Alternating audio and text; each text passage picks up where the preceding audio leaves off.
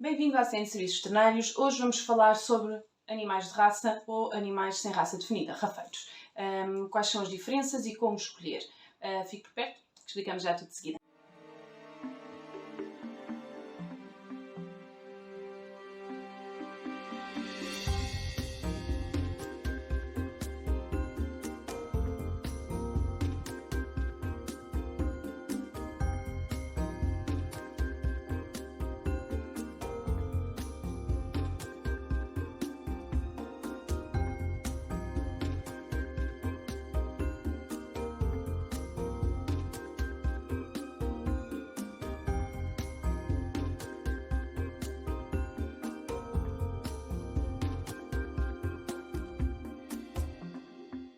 O meu nome é Filipa Guilherme, sou médica veterinária na Ciência de Serviços Veterinários e hoje vamos falar então um bocadinho das diferenças entre animais de raça e animais que não têm raça definida.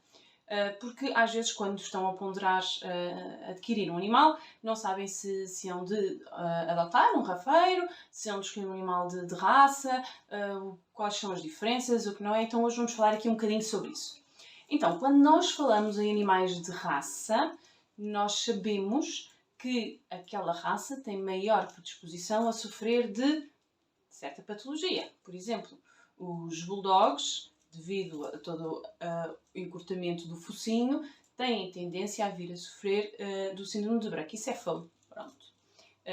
Que são problemas das vias respiratórias e que podem ter depois também todo um outro conjunto de problemas, ou seja, problemas respiratórios, problemas de hérnias do hiato, problemas de coluna, são raças que são atritas a esses problemas. Sabemos que cães grandes, pastor alemão, labrador, têm tendência a sofrer de problemas de displasia da anca.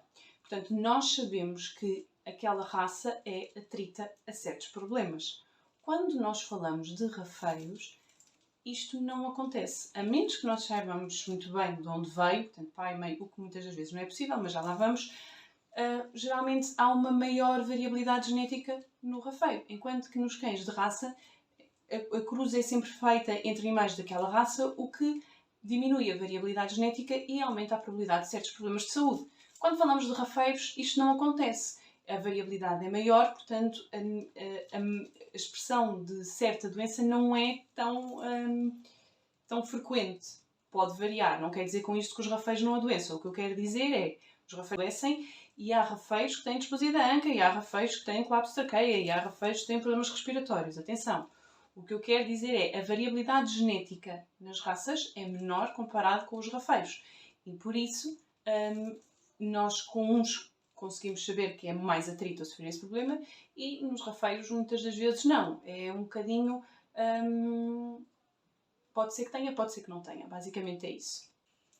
Depois falamos em questão de temperamento. Geralmente, quando falamos de raças, o temperamento é expectável, certo temperamento é expectável em certa raça. Nós sabemos, por exemplo, que os malinois são ótimos cães de trabalho e de proteção. E sabemos que os labradores são geralmente malucos e brincalhões. Portanto, há e que são comilões, e os beagles são extremamente comilões e às vezes um pouquinho teimosos. Portanto, existe uma ideia de um comportamento que será expectável para aquela raça.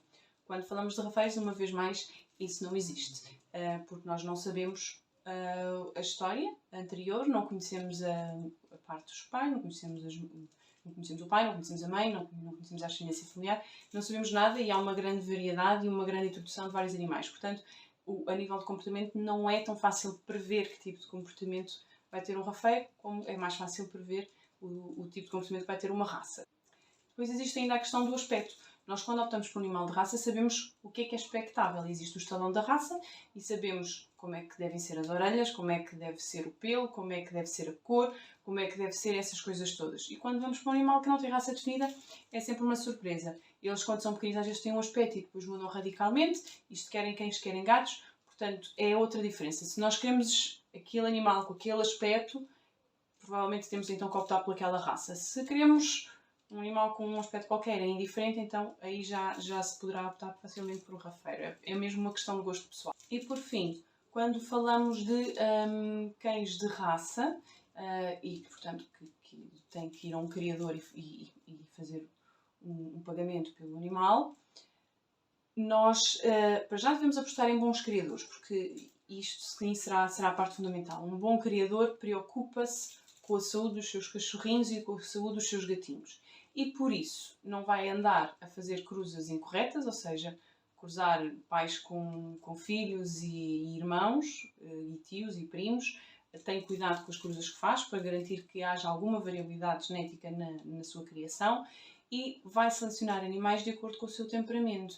Se são animais mais tranquilos, se são animais que são mais dóceis. Há aqui uma preocupação com o futuro daqueles animais, quer a nível de saúde, quer a nível de temperamento.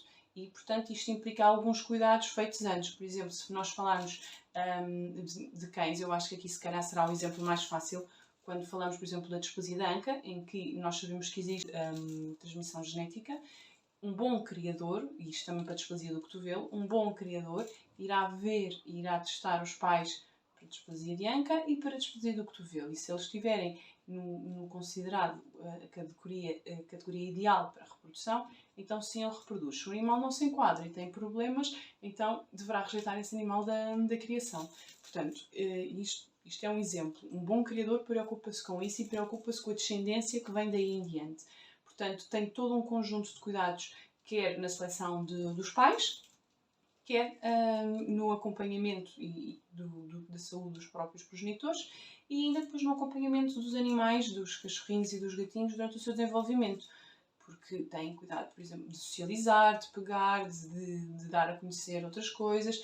Portanto, é muito importante. Quando nós falamos de animais rafeiros, isto pode já não acontecer, a menos que sejam rafeiros que nasçam num ambiente controlado, poderá não haver este controle, principalmente animais então que nasceram na rua, não há este controle, não há este acompanhamento. Basicamente, com cães de raça e gatos de raça nós prevemos ou temos maior noção a que doenças é que aquele animal está predisposto e com rafeiros não.